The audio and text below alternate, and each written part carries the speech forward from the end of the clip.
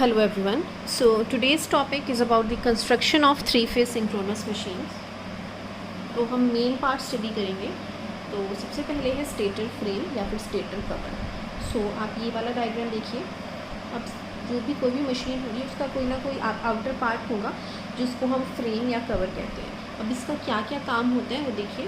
First point है to attach the machine to the foundation. अब इसको आपको बेस से अटैच करना है मशीन को, तो कवर की हेल्प से ही होगा. तो एक पर्पज़ तो है मशीन को फाउंडेशन से अटैच करना. दूसरा है to hold the stator core and windings. अब जो भी स्टेटर कोर होगा और उसकी वाइंडिंग्स होगी वो इस आउटर फ्रेम के साथ ही अटैच होगी, हवा में तो नहीं होगी. तो ये इस आउटर फ्रेम के साथ हमारा कोर मटेरियल और जो स्टेशनरी आपकी वाइंडिंग्स है आर्मेचर की वो इस पर माउंट होती है.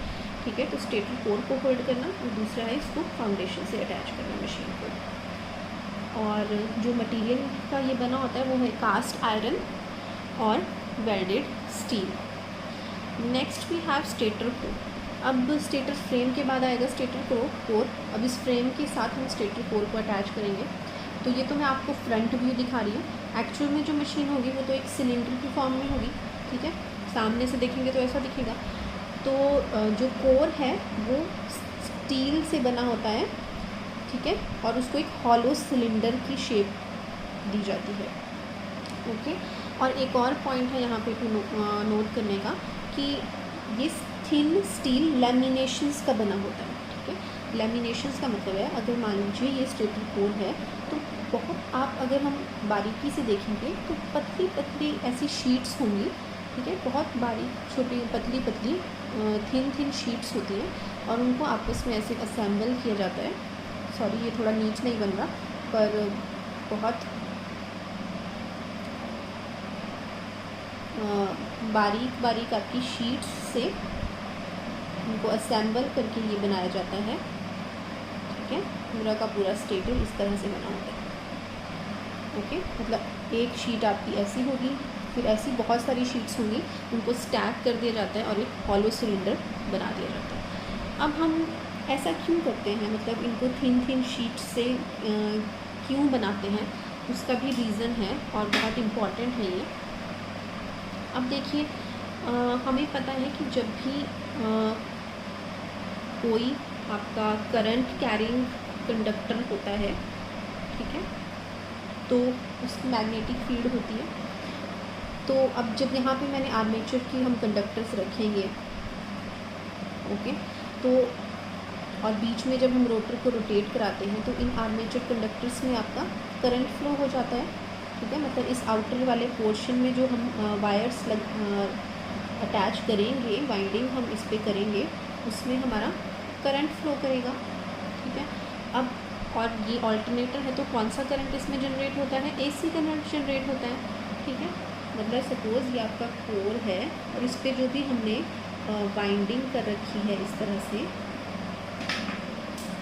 ठीक है, उसमें कौन सा करंट प्रोड्यूस होंगे आपके जब हम रोटर को रोटेट करेंगे, अल्टरनेटिंग करंट्स प्रोड्यूस होंगे. अब ये जो अल्टरनेटिंग करंट्स हैं इसकी वजह से ये भी तो एक इलेक्ट्रोमैग्नेट बन जाएगा, है ना, क्योंकि ये भी इलेक्ट्रोमैग्नेट बन जाएगा आपका, इसकी भी मैग्नेटिक फील्ड होगी. ठीक है. और ये मैग्नेटिक फील्ड कैसी होगी इसकी, एसी करंट है इसमें, तो वो मैग्नेटिक फील्ड भी ऑल्टरनेटिंग होगी क्योंकि आपके जो आपका कॉइल है इसमें करंट कैसा फ्लो कर रहा है, एसी करंट फ्लो कर रहा है, चेंजिंग हो रहा है. तो इसकी वजह से जो इसकी मैग्नेटिक फील्ड है वो भी कैसी होगी, मैग्नेटिक फील्ड आपकी चेंजिंग मैग्नेटिक फील्ड होगी. ठीक है.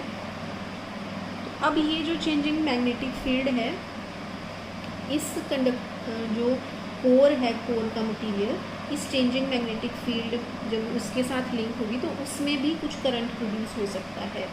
ठीक है. क्योंकि वो चेंज हो रहा है तो जब भी कोई भी चेंजिंग मैग्नेटिक फील्ड्स किसी भी कंडक्टर से लिंक होती है तो उसमें भी करंट प्रोड्यूस हो जाता है. तो इस कोर मटेरियल में भी आपका करंट प्रोड्यूस हो सकता है जिसको हम कहते हैं एडी करंट्स. ठीक है. ये हम आप अभी आपको समझ आता है तो आप वेल एंड गुड, अदरवाइज़ मैं आपको इसको अलग से एक्सप्लेन भी करूँगी एडी करंट्स के बारे में.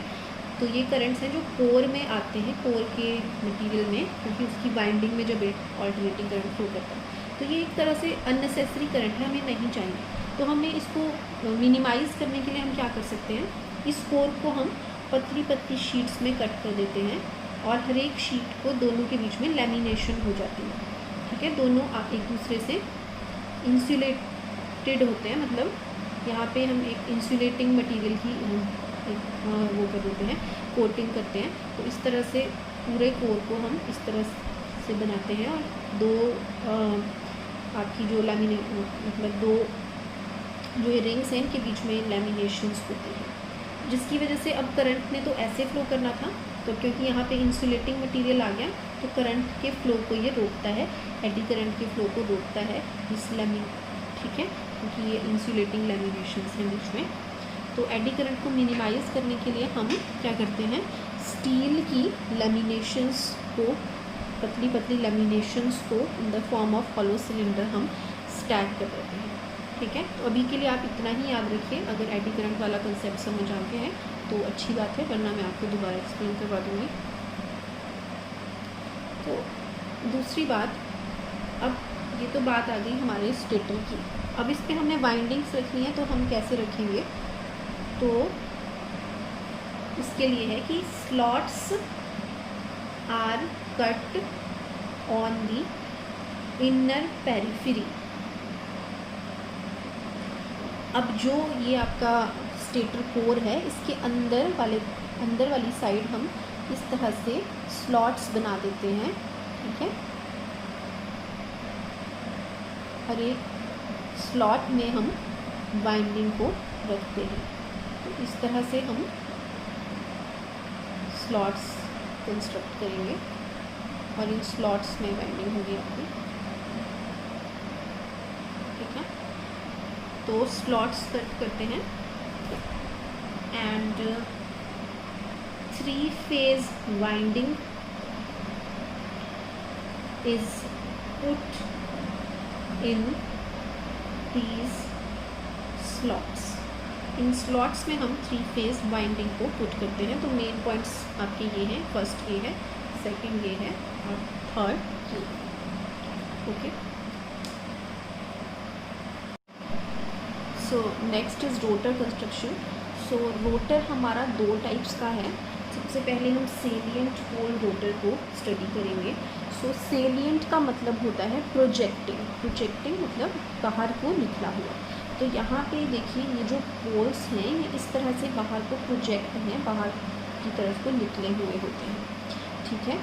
तो और अब क्या है, the field winding is placed on each pole body. अब ये जो पोल बॉडी है इसके ऊपर हम वाइंडिंग को वाउंड करते हैं, इसको इलेक्ट्रोमैग्नेट बनाने के लिए, okay. The ends of the windings are connected to the DC source. अब ये रोटर पे फील्ड होता है हमारा, ठीक है, और फील्ड को हमें सप्लाई देनी पड़ती है, ठीक है। तो हम वहाँ पे कौन सा करंट देंगे, डीसी करंट देंगे, क्योंकि हमें फिक्स्ड पोल्स चाहिए, ठीक है। एसी नहीं देते हम इसमें, क्योंकि एसी से तो अल्टरनेट चेंज होते रहेंगे पोल्स, ठीक है। तो हम यहाँ पे डीसी देंगे और इन वाइंडिंग्स को एक ही वाइंडिंग को लपेटा जाता है, मतलब सीरीज़ में इस तरह से कि ये इस तरह के पोल्स बने। और दूसरी बात कि ये रोटर तो रोटेटिंग होता है। अब रोटेटिंग पार्ट में हम कैसे करंट देंगे, डीसी सोर्स से करंट तो देंगे हम, पर कैसे देंगे वो ये बहुत इंपॉर्टेंट है। Through brushes and slip ring की हेल्प से हम इसमें करंट देंगे और दो ही स्लिप रिंग लगेंगे, क्योंकि वाइंडिंग के एक ही वाइंडिंग है, उसके दो एंड होंगे, तो इसमें दो स्लिप रिंग से काम चल जाएगा। और winding is bound such that alternate poles are form. अब इस वाइंडिंग को इस तरह से किया जाता है कि ऐसे पोल्स बने नॉर्थ साउथ ऑल्टरनेटिव बने। फॉर एग्जांपल अगर यहाँ पे हमें नॉर्थ चाहिए तो थंब ऐसे कर लीजिए, तो यहाँ से ऊपर को आ रहा है मतलब, और इस तरफ को डॉट बनेगा। अब यहाँ पे साउथ चाहिए, मतलब आपको इस तरफ साउथ है तो इस तरफ को नॉर्थ होगा, तो इस तरह को बन रहा है, और फिर यहाँ पे आपका क्रॉस बनेगा और इधर को डॉट बनेगा। इस तरह से आप सारी डायरेक्शंस को फाइंड आउट कर सकते हैं। सो नेक्स्ट पॉइंट इज़ कि after placing the coils rotor is attach to the shaft. क्योंकि ये रोटेटिंग पोर्शन है आपका, तो जब हमने कॉइल्स इसमें बाउंड कर दी, इसके बाद इसको हम शाफ्ट से के ऊपर joints, various type of joints होते हैं, डबटेल जॉइंट का यूज़ करके हम इसको शाफ्ट के साथ इस तरह से अटैच कर देते हैं। नेक्स्ट इम्पॉर्टेंट पॉइंट इज़ कि it has large number of poles. जो सेलियंट टाइप रोटर है उसमें नंबर ऑफ पोल्स जो होते हैं वो ज़्यादा होते हैं। ओके, सो हमने ये रिलेशन पढ़ा था स्टार्टिंग के लेक्चर्स में कि F is equal to P/N divided by 120। अब जो फ्रीक्वेंसी पे हम जनरेशन करते हैं वो तो फिक्स्ड ही होती है। अब इसको ही मैं रीअरेंज करके n के टर्म्स में लिखूँगी, तो n is equal to 120 F/P हो जाएगा। ओके, तो इस मशीन में हमारे पोल्स जो हैं वो ज़्यादा होते हैं और स्पीड और पोल्स जो है वो इन्वर्सली रिलेटेड है, इस फॉर्मूले से हमें दिख रहा है। तो इसलिए इसमें पोल्स ज़्यादा हैं तो ये मशीन कम स्पीड के लिए डिज़ाइन, कम स्पीड पे ऑपरेट होती है सेलियंट पोल्स वाली। तो सेलियंट पोल को हम हाइड्रो जनरेटर्स में भी यूज़ करते हैं। ठीक है, एक होते हैं आपके टर्बो जनरेटर्स जो स्टीम पावर प्लांट या थर्मल पावर प्लांट में हम यूज़ करते हैं, हाँ उनकी स्पीड ज़्यादा होती है, उसके लिए मैं आपको आगे बताऊंगी। पर हाइड्रो जनरेटर्स की स्पीड थोड़ी आपकी कम होती है, तो वहाँ पे हम सेलियंट पोल टाइप रोटर यूज़ करते हैं। और दूसरा एक और पॉइंट है इसमें कि अब इसमें लार्ज नंबर ऑफ पोल्स हैं, तो ज़्यादा पोल्स को अकोमोडेट करना है हमें, तो सेलियंट पोल का जो आपका डायामीटर होता है, ठीक है, वो ज़्यादा होता है। ओके, और इनकी जो लेंथ होती है, एक्सियल लेंथ, लंबाई होती है, वो इनकी कम होती है। ठीक है, डायमीटर इज़ लार्ज, आप ऐसे लिखते हैं, and axial length is small, इनकी एक्सियल लेंथ स्मॉल होती है। तो ये इंपॉर्टेंट पॉइंट्स हैं। इसके बाद मैं आपको बताऊँगी cylindrical pole rotor. Cylindrical rotor study करने से पहले एक और पॉइंट इसमें सेलियंट पोल में आप ऐड कर लेना कि सेलियंट पोल इस तरह का है। अब बाहर आपका स्टेटर है, ठीक है, स्टेटर में किस तरह से होते हैं, स्लॉट्स कट होते हैं स्टेटर पोल में, और उसमें वाइंडिंग्स होंगी, और ये जो वाइंडिंग होगी इसमें करंट आपका AC करंट जनरेट होगा। ठीक है, और इसकी वजह से जो इसकी भी मैग्नेटिक फील्ड बन जाएगी, और वो कैसी होगी, वो भी आपकी चेंजिंग मैग्नेटिक फील्ड बनेगी, क्योंकि हम AC दे रहे हैं। ठीक है, और ये जो चेंजिंग मैग्नेटिक फील्ड है वो आपकी ये जो आपका रोटर का कोर है, ठीक है, इसके साथ भी लिंक करेगी। तो ये जो कोर मटेरियल है इसमें भी आपके करंट प्रोड्यूस हो सकते हैं उसकी वजह से। ठीक है, जब ये चेंजिंग मैग्नेटिक फील्ड इस मटेरियल से लिंक करेगी तो इस मटेरियल में भी कुछ करंट्स प्रोड्यूस हो जाएंगे, जिसको हम कहते हैं एडी करंट्स। ठीक है, जो इसमें प्रोड्यूस हो जाएंगे वो एडी करंट हो जाएंगे इस चेंजिंग मैग्नेटिक फील्ड की वजह से। अब इनको रिड्यूस करने के लिए हम दोबारा से वही करेंगे, जैसे स्टेटर में भी सेम चीज़ हो रही थी, क्योंकि स्टेटर में ग्राउंड थे, तो स्टेटर में भी एडी करंट्स प्रोड्यूस हो रहे थे। उसको मिनिमाइज़ करने के लिए हमने लैमिनेशंस का यूज़ किया था।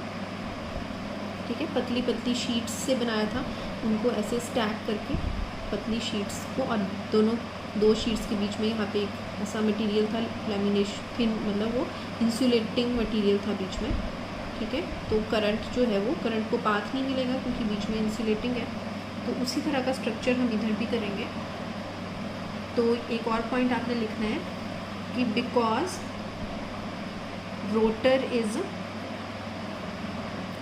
Subject to changing magnetic field, क्योंकि रोटर में चेंजिंग मैग्नेटिक फील्ड स्टेटर की वजह से आ रहा है।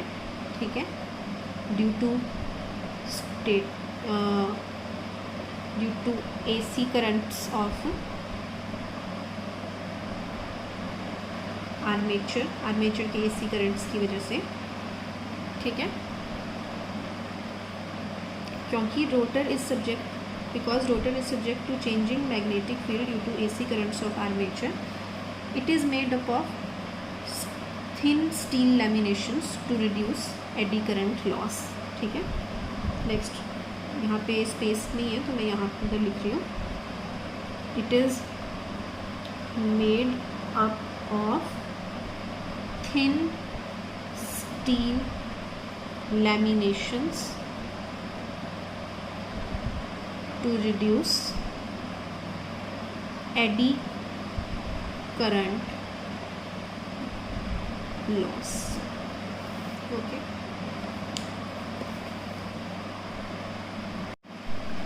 So next we have cylindrical rotor.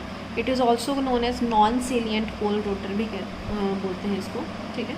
So it is constructed such that it forms a smooth cylinder. एक सिलेंडर फॉर्म करता है बस. इसमें प्रोट्रूडिंग कुछ नहीं होता. ठीक है. बाहर को निकलते हुए पोल्स नहीं होते. Next is it is made up of लैमिनेशंस of high grade निकल क्रोम मोलिब्डेनम स्टील. अगेन इसको उसी रीज़न की वजह से, जैसे हमने बताया, एडी करंट्स की वजह से, to reduce eddy currents loss. ठीक है. इसको भी हमें thin laminations of high grade steel से बनाना पड़ता है. ये आपको याद नहीं रहता तो आप सिंपल लिख सकते हैं, made up of thin laminations of steel to reduce eddy current loss. Now अब इसमें क्या है, on 2/3 of the rotor periphery, 2/3 हिस्से पे स्लॉट्स कट किए जाते हैं. ठीक है. सपोज़ इस तरह का आपका ये रोटर है तो इसमें कुछ इस तरह से हमारे स्लॉट्स कट करेंगे. ठीक है. And windings are placed on the slots. और इन स्लॉट्स में हमारी वाइंडिंग को वाउंड किया जाता है. सो नेक्स्ट सेम ही पॉइंट है कि windings are connected to DC source through slip rings and brushes. इसको भी डीसी सोर्स के साथ वाइंडिंग्स को कनेक्ट किया जाता है स्लिप रिंग्स एंड ब्रशेस की हेल्प से. And next windings are placed such that alternate poles are form. इस तरह से रखा जाता है कि ऑल्टरनेट पोल्स बने.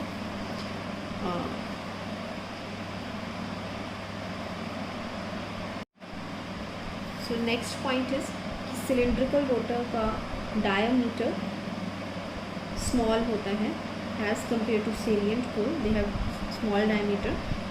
एंड इनकी जो लेंथ होती है, एक्सियल लेंथ,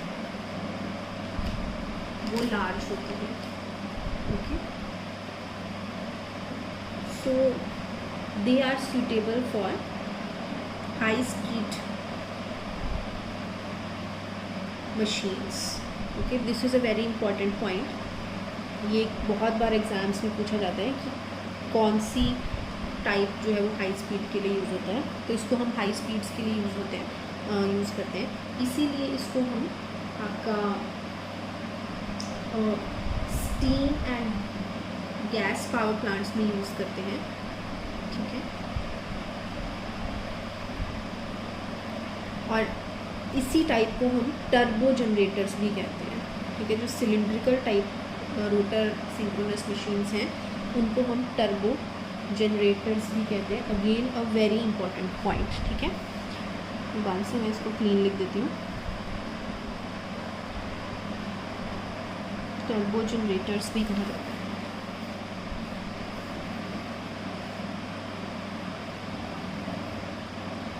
सो आप दोनों के बीच में कंपैरिजन ड्रॉ कर लीजिए और पॉइंट्स नोट कर लीजिए. ठीक है. और मैं एक बार आप उसको इसका डायग्राम बता देती हूँ किस तरह से बनेगा. 4 पोल्स के लिए देखते हैं. तो ये है आपका.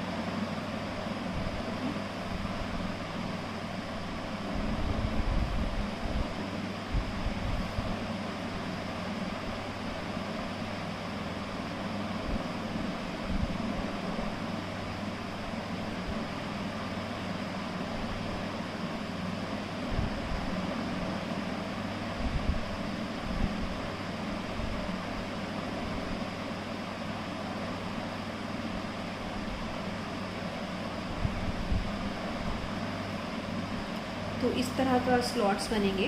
मतलब ये आप कुछ पोर्शन आपका स्लॉटेड होगा और कुछ अनस्लॉटेड होगा. तो जो स्लॉटेड पोर्शन है इन पे हमारी वाइंडिंग्स को हम वाउंड करेंगे और उसकी डायरेक्शन कुछ इस तरह से होगी कि आपके जो अनस्लॉटेड पोर्शन है उधर आपके पोल्स बनेंगे. ठीक है. तो हमें अनस्लॉटेड पोर्शन पे पोल्स बनते हैं आपके. तो यहाँ पे हम वाइंडिंग को वाउंड करेंगे और अनस्लॉटेड पे आपके पोल्स बनेंगे. इस तरह से हमें वाइंडिंग को वाउंड करना है. So thank you.